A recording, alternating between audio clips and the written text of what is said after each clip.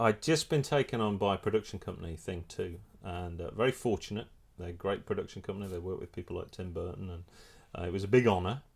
And the guy who represents me wanted to go for a cup of tea, get outside of the office, so I went for tea. And we were in Soho, which is where, when I'm not here in Derbyshire, I'm in Soho. It's basically, that's it, which is great. You know, I've got different places I work down there. I love it. I love the contrast. But we walked to the tea shop. It was just off between Wardour Street and Berwick Street, and the out of the corner of my eye, I just happened. You know, your peripheral vision. Something registered, and I couldn't work out what it was. And it was this shock of white hair, and this incredible face, and this amazing, incredible. It was like a statue. It was literally like a statue in the window, and I knew immediately, even before I looked, I knew it was Terence Stamp. And we walked in to have tea, and he was sitting here. We were in the queue here, and I guess the point of the story is that it's all about opportunity, and it's all about making your own opportunity. And a lot of photographers, a lot of filmmakers, a lot of people, you know, talk about project work opportunity. What am I going to do next? And there are many opportunities in life that we can miss, and I, like everyone else, have missed them. But there was something about seeing Stamp, and there was this urge within me that I thought I'm going to say hello, and yet there's part of you. It's like you've got these two, devil and an angel on you. Do you, don't you? Do you, don't you? And often as a photographer and a filmmaker, you have to read people, and you have to use your intuition. And my intuition was telling me he was receptive, because I've been watching him for a while in the queue, and he'd been chatting to people.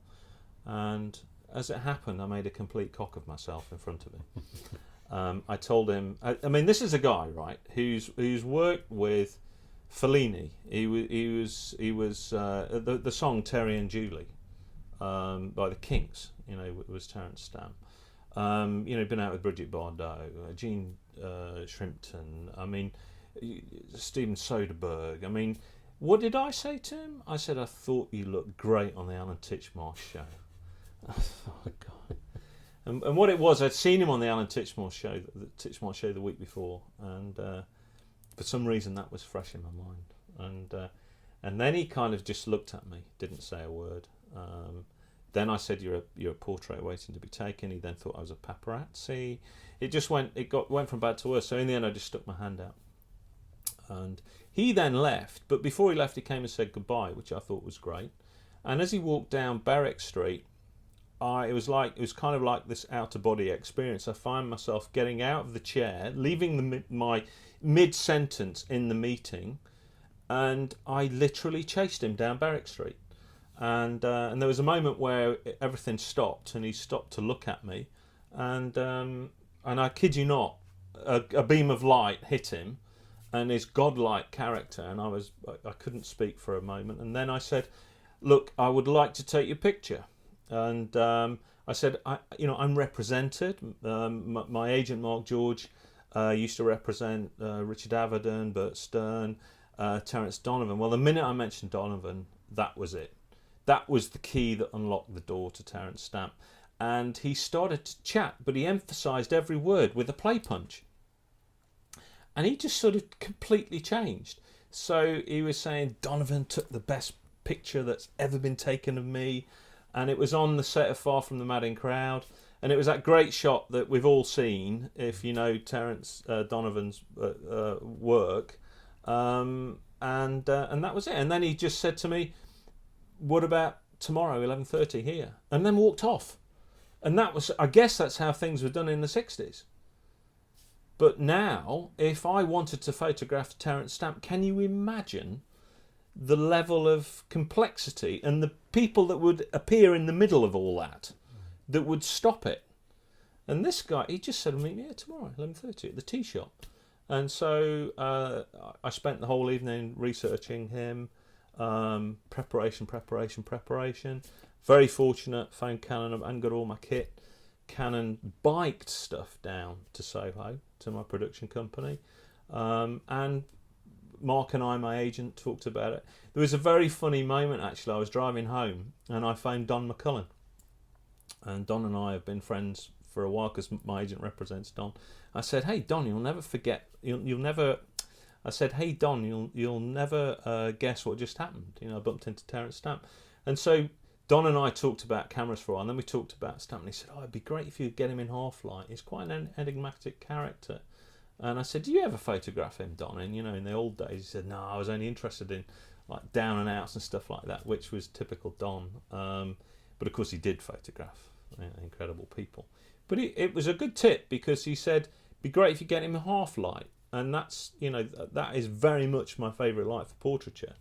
And so the next day, I didn't know. And Don said, "Oh, you must phone me because I want to know whether he's going to turn up."